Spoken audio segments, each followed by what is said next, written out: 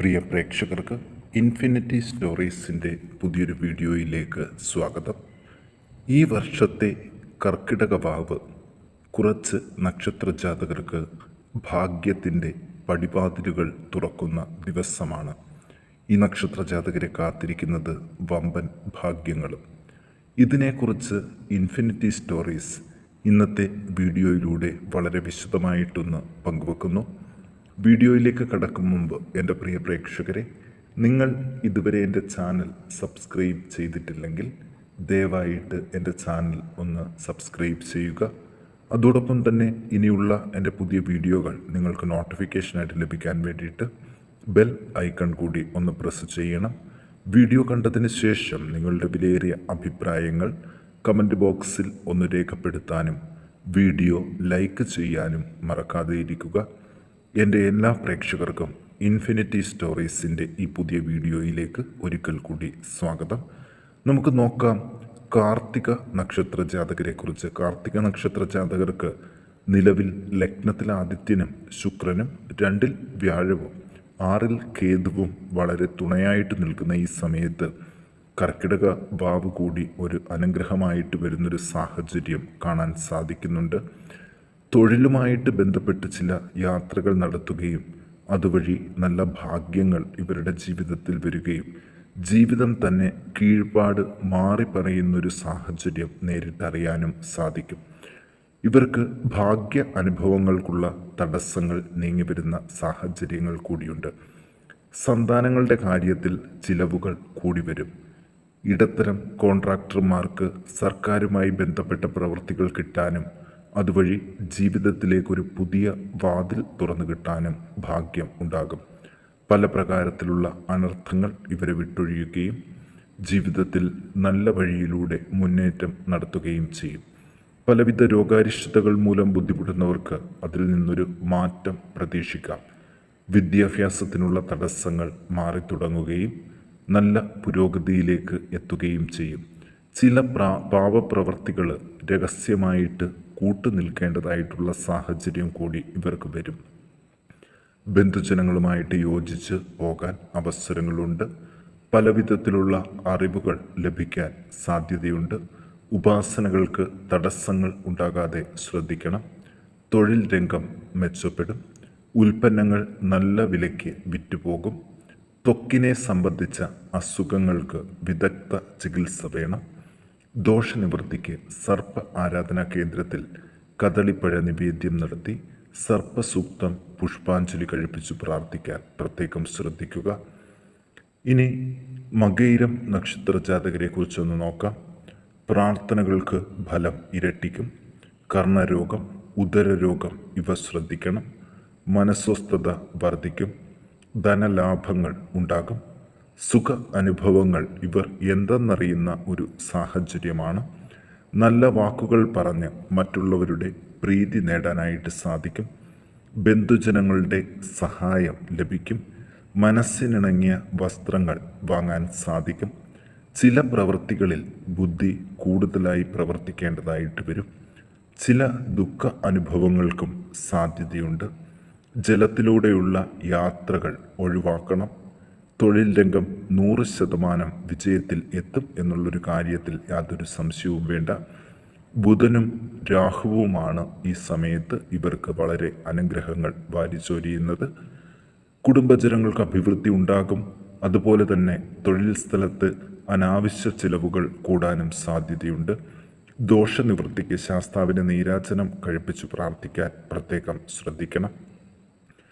ഇനി പുണർദം നക്ഷത്ര ജാതകരെ കുറിച്ച് ഒന്ന് നോക്കാം. 11-ൽ ആദിത്യനും ശുക്രനും കത്തി ജ്വലിച്ച് നിൽക്കുകയാണ് ഇവർക്ക് വേണ്ടിയിട്ട്. 7 വർഷത്തെ ഇടവേളയ്ക്ക് ശേഷം ഇവർക്കൊരു നല്ല കാലത്തിന് തുടക്കം കുറിക്കുന്നു.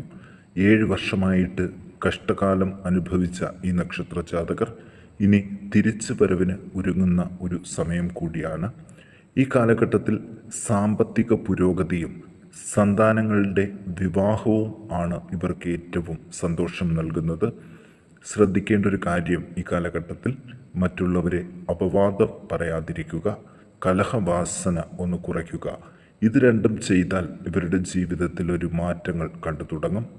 അതുപോലെ തന്നെ തൊഴിൽ രംഗത്ത് ചില സ്ഥാനമാനങ്ങൾ ലഭിക്കാനും പ്രാർത്ഥനകൾക്കും വഴിപാടുകൾക്കും ഫലം കാണാനും സാധ്യതയുണ്ട്. ദാമ്പത്യ സൗഖ്യവും ഉണ്ടാകും. ചില ബന്ധുക്കളുമായിട്ട് കലഹിക്കേണ്ടതായിട്ട് വരും. വിവാഹ ആലോചനകൾ ഉണ്ടാകാൻ സാധ്യതയുണ്ട്. ചില ബന്ധുക്കളുമായിട്ടുള്ള പ്രശ്നങ്ങൾ പരിഹരിച്ച് സന്തോഷത്തോടെ മുന്നോട്ട് പോകാനുള്ള അവസരവും ഇവർക്ക് ലഭിക്കും. വിവാഹ ആലോചനകൾ ഉറപ്പിക്കാനാകാതെ ബുദ്ധിമുട്ടിയവർക്ക് ഇനി നല്ലൊരു വിവാഹ ആലോചന വരാനുള്ളൊരു യോഗവും കാണുന്നുണ്ട്. ഭാഗ്യ അനുഭവങ്ങൾ ഇരട്ടിയായിട്ട് ലഭിക്കും. പുതിയ ഗൃഹനിർമ്മാണം നടത്താൻ നല്ല സമയമാണ്. തൊഴിൽ രംഗം മെച്ചപ്പെടും. അവിടെ കലഹങ്ങൾക്കും അഗ്നിബാധയ്ക്കും ചില റെക്കോർഡുകൾ നശിക്കാനും സാധ്യതകൾ കൂടുതലാണ്. അതുകൊണ്ട് ഓഫീസ് വർക്ക് ചെയ്യുന്നവർ പ്രത്യേകം ശ്രദ്ധിക്കണം.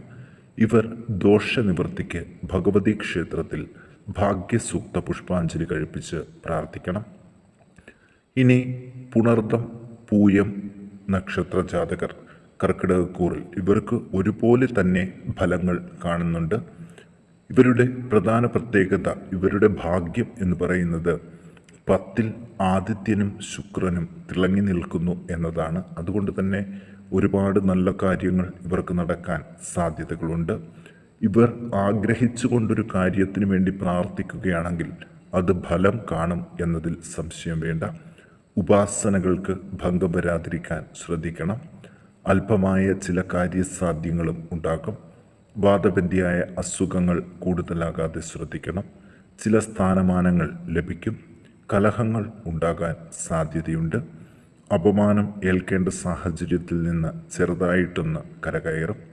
മരണതുല്യമായ അവസ്ഥകളിൽ നിന്ന് മോചനം പ്രതീക്ഷിക്കാം. നേതൃഗുണം ഉണ്ടാകും.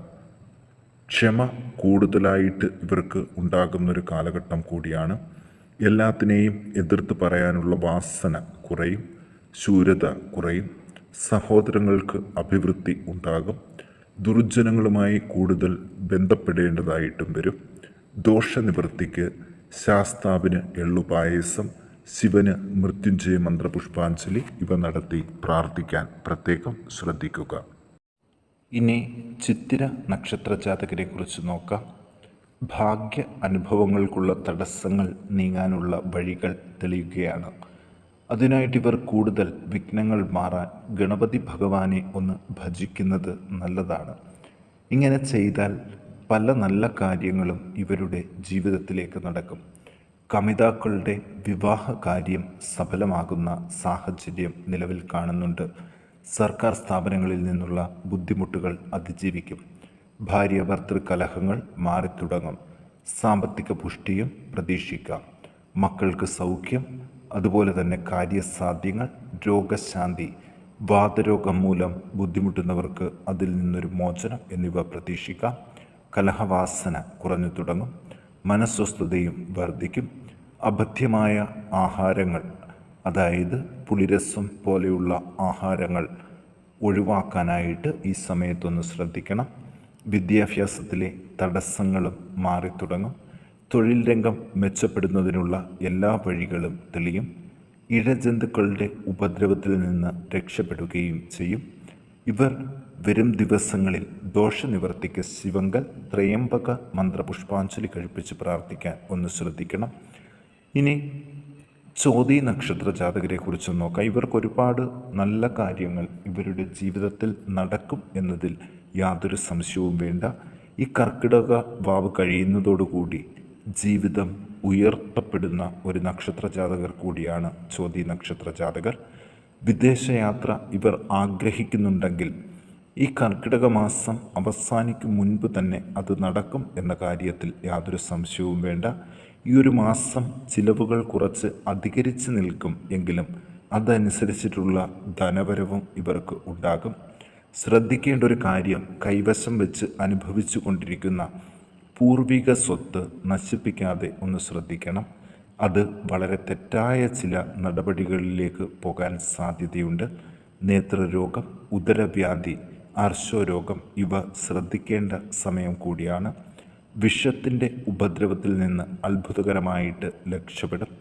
എല്ലായ്പ്പോഴും സന്തോഷമായിട്ടുള്ള അനുഭവങ്ങൾ ലഭിക്കും.